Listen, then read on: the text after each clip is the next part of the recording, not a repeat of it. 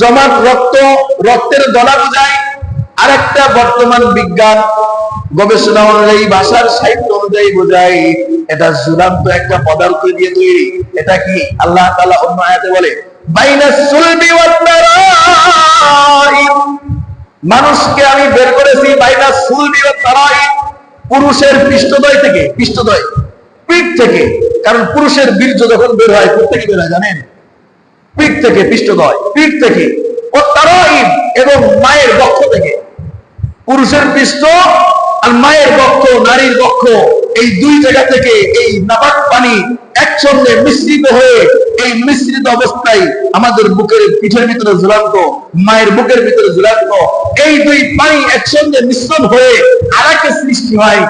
মুফাসসিরিনে কিরামরা বলে খালাকাল ইনসানা মিন আলাক, এই আল্লাহ তাআলা এখানে উদ্দেশ্য দিয়েছে আমি আল্লাহ মানুষদেরকে সৃষ্টি করেছি